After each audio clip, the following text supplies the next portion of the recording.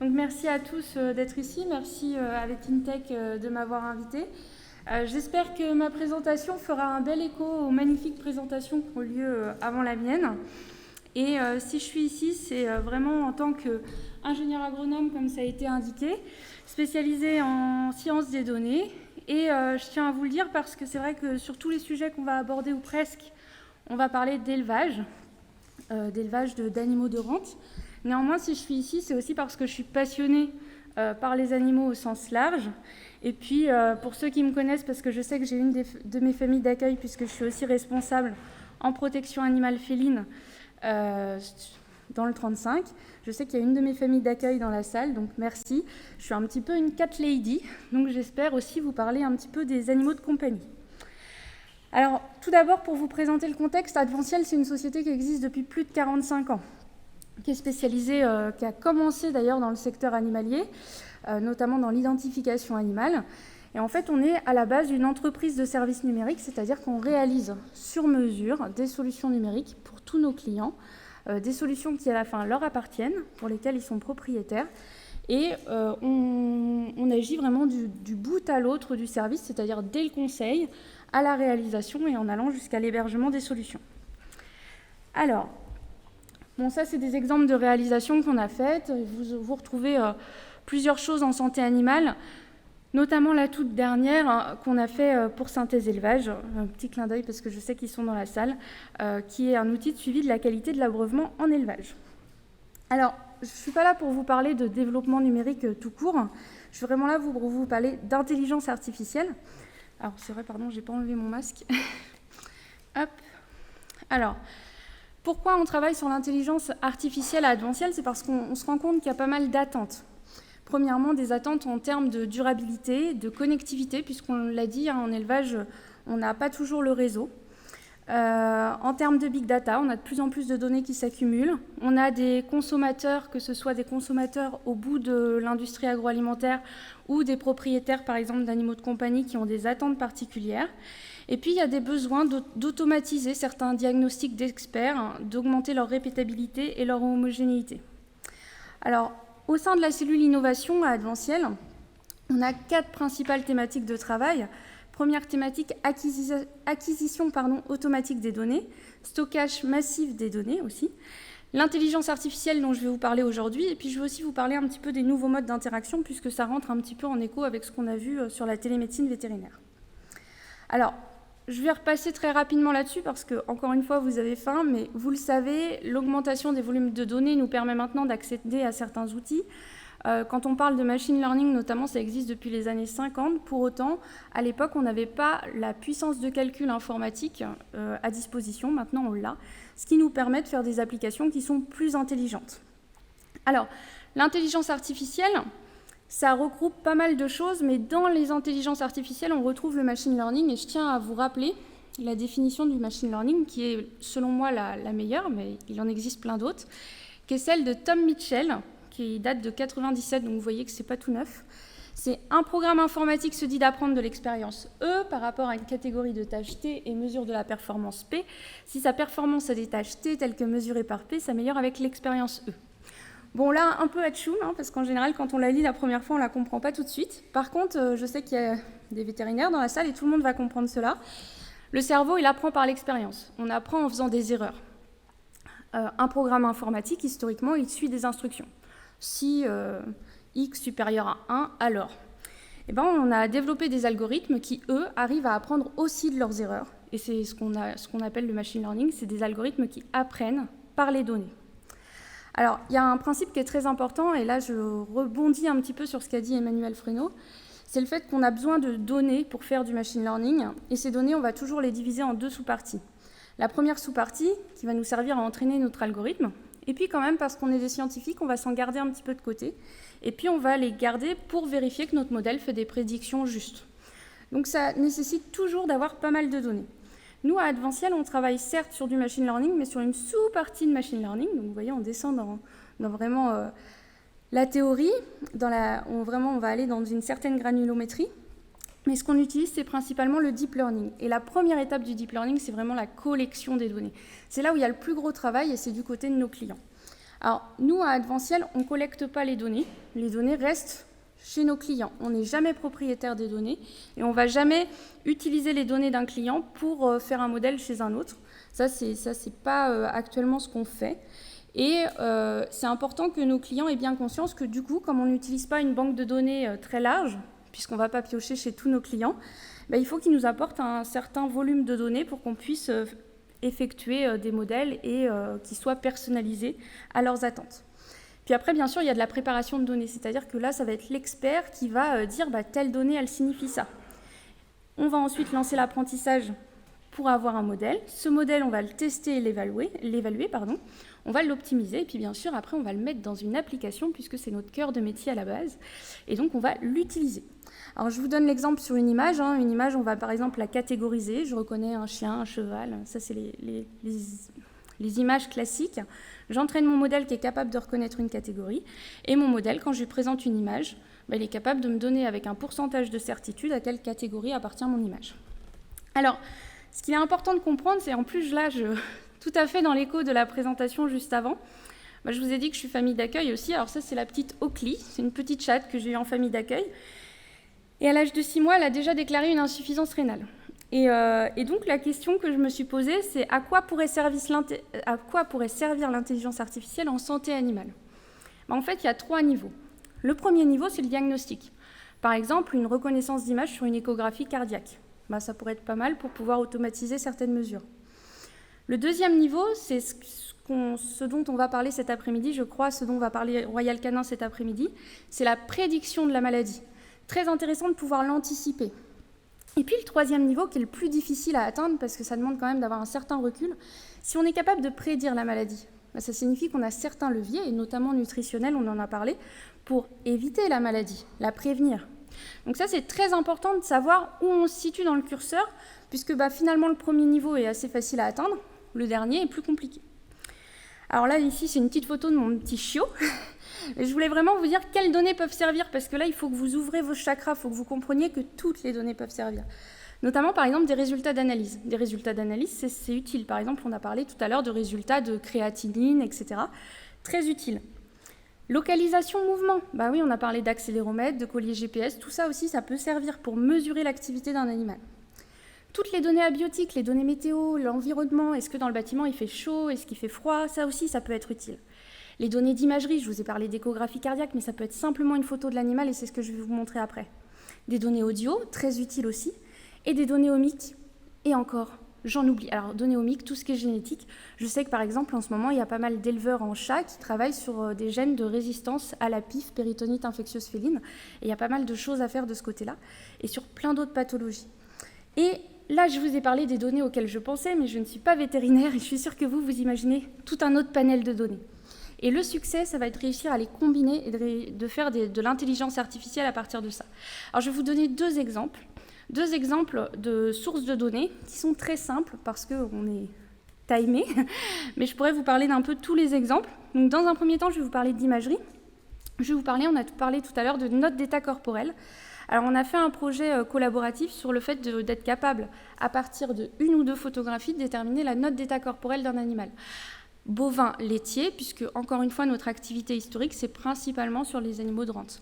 Alors, le projet, vous vous doutez bien, avoir un animal trop maigre ou trop gras, c'est pas forcément bon, et puis en plus, cette note d'état, elle varie normalement au cours du cycle de lactation. Alors, il y a quand même, je vous ai dit, une notion très importante qu'il faut avoir en tête, c'est est-ce qu'il faut avoir beaucoup de données.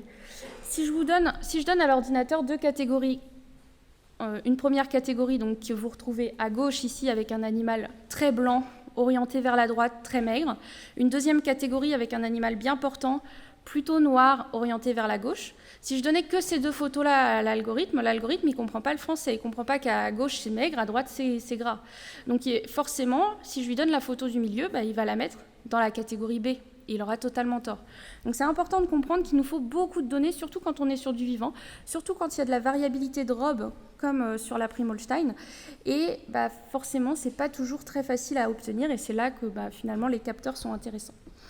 Donc nous, on a l'avantage, ce qu'on fait en cellule d'innovation, c'est qu'on cherche vraiment à découper le problème. On fait de l'ingénierie pour optimiser, parce que si on met un gros modèle qui analyse tout l'animal sur un téléphone portable en mode déconnecté, le téléphone il va chauffer et vous n'allez pas avoir grand résultat très rapidement. Donc nous, on utilise des données métiers, donc il faut savoir que les notateurs, ils découpent le problème en arbre de décision. Et bien nous, on a découpé aussi le problème en arbre de décision, c'est-à-dire qu'on va aller voir d'abord la ligne Ange-Trochanter-Espion, et là on a un modèle de deep learning qui travaille, et puis on va descendre dans l'arbre de décision et on va faire appel à 14 modèles de deep learning en même temps, en déconnecté sur l'application. Et à la fin, on obtient une application mobile qui permet à partir d'une ou deux photographies d'obtenir la note d'état de l'animal. Alors ça, c'est dans la théorie. Dans la pratique, ça marche vraiment pas mal. On n'a pas encore terminé. Pourquoi ? Parce qu'il y a certains animaux qui ont des dépôts graisseux assez hétérogènes. Donc par exemple, des animaux qui vont nous paraître très maigres, mais en fait, les notateurs par palpé vont se rendre compte que au niveau de la hanche, il y a quand même un petit bourrelet de gras, et donc elle n'est pas si maigre que ça. Et donc sur ces animaux-là, on est encore en train de tourner un petit peu les curseurs pour optimiser notre application, puisqu'on a une bonne sensibilité, mais une mauvaise spécificité. Enfin, mauvaise spécificité. Pas aussi bonne qu'on aimerait. Moi, je vous ai dit, il ne faut pas se cantonner à une source de données. On a eu une idée suite à une conférence du PIDATA en 2018, qui était une conférence de Dan Stowell qui dit est-ce que sur cette image, vous êtes capable de reconnaître l'oiseau ? Alors, vous ne voyez pas très bien, mais il y a bien un petit oiseau qui se cache. Par contre, si on met le son... Ah, le son du PowerPoint ne fonctionne pas. Vous entendez normalement un petit chant d'oiseau. Et en entendant ce chant d'oiseau, les experts arrivent normalement à vous dire tiens, c'est tel oiseau. Donc l'image seule ne suffit pas toujours. Donc là, je vais vous parler de données audio. On a travaillé aussi sur les données audio. Alors attention, ne pas mélanger machine learning et analyse de fréquence. Une analyse de fréquence va dire si j'ai telle fréquence à telle amplitude, alors, ou telle combinaison de fréquences, alors que le machine learning va vraiment regarder davantage les patterns de fréquences au niveau du son, et donc va nous permettre de rentrer dans une finesse un peu plus forte. Alors en agronomie, il y a pas mal d'intérêts, et c'est parti d'un constat, ça c'était lors de mon stage en exploitation agricole, des petites chevrettes qui éternuaient beaucoup, pour les experts, vous verrez un petit peu de mucus au niveau de la zone nasale, et qui malheureusement ont eu une forte mortalité, une forte morbidité suite à des maladies respiratoires. Et il s'avère qu'en fait, les maladies respiratoires en élevage on les détecte surtout la nuit. Comme nous, les êtres humains, quand on a une bonne bronchite, c'est surtout la nuit qu'on tousse. Et l'éleveur, il ne peut pas être là toute la nuit auprès de ces animaux pour savoir s'ils toussent plus ou moins, et il faut pouvoir les suivre en permanence.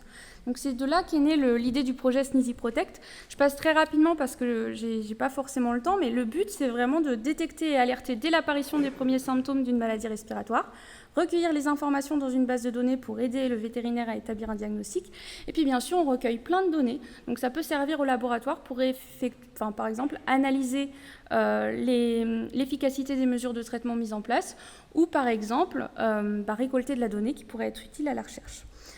Donc on l'a fait pour le porc.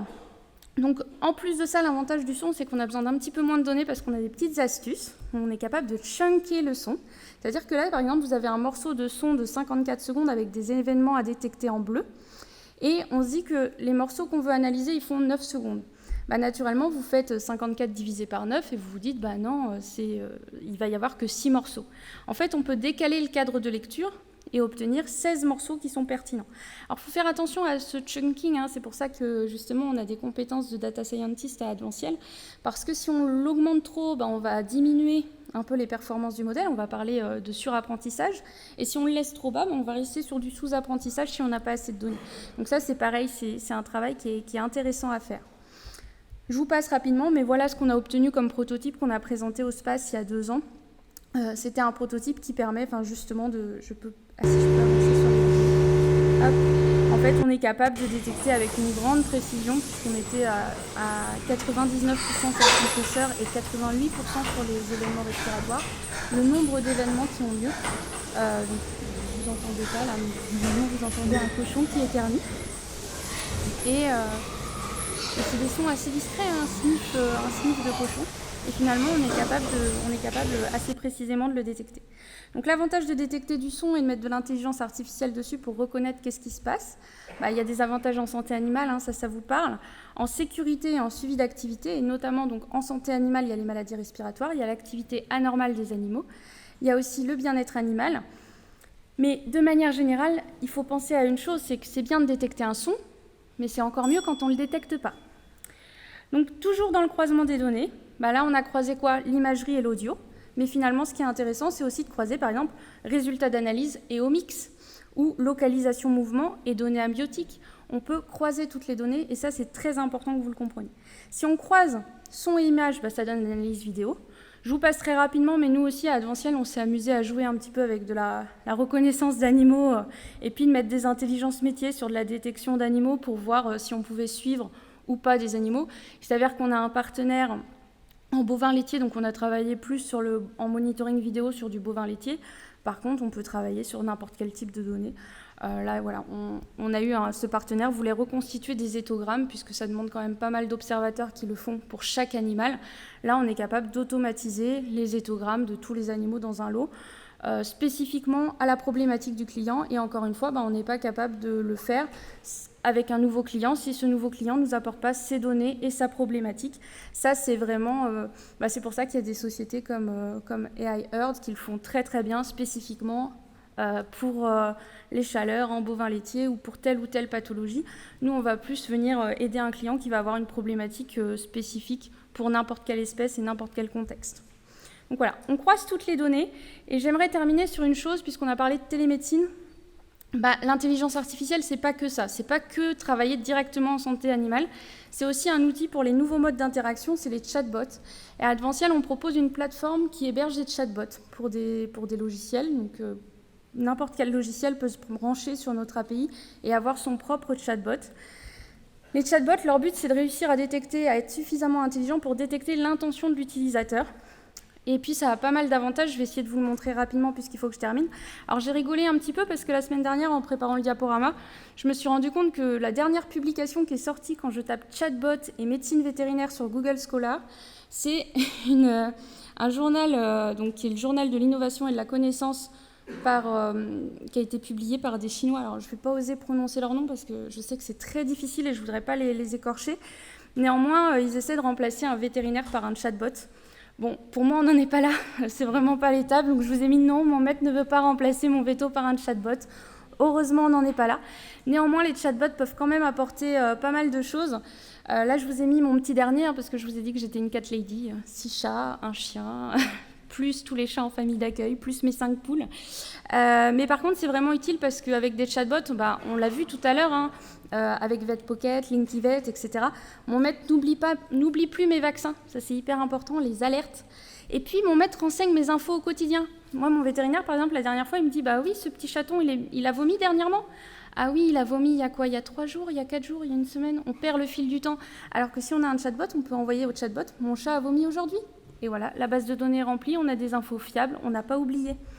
On a moins de difficultés pour mon maître malentendant, parce que finalement, ça permet d'augmenter l'accessibilité. On ne tombe jamais en panne de croquettes, parce que l'entreprise qui possède le chatbot, elle peut envoyer des demandes aux gens pour dire où en est ton stock de croquettes, est-ce que tu veux renouveler une commande d'alimentation? Et puis, de manière générale, les chatbots et ces nouveaux modes d'interaction permettent de mieux anticiper les maladies, et donc mon petit chat tombe moins malade. Donc voilà, l'intelligence artificielle intervient à toutes les étapes de la chaîne. Et j'aimerais terminer aussi, comme Emmanuel Frelot, sur une note éthique. Pour moi, alors là je vous donne mon avis personnel, même pas celui d'Adventiel. Est-ce que le vétérinaire devra davantage suivre les données ou son instinct? Pour moi, l'intelligence artificielle, c'est une vraie opportunité. Ça va permettre d'avoir un nouvel outil d'aide à la décision et de découvrir pas mal de choses dont on n'arrive pas à concevoir actuellement avec le niveau d'abstraction. Pour autant, on ne remplacera jamais, selon moi, l'instinct du vétérinaire. Ça va vraiment être un outil qui va lui permettre d'orienter ses décisions et de prendre ses décisions avec sa propre expérience, sa propre connaissance et son propre feeling de l'animal. Voilà, je vous remercie beaucoup de votre attention.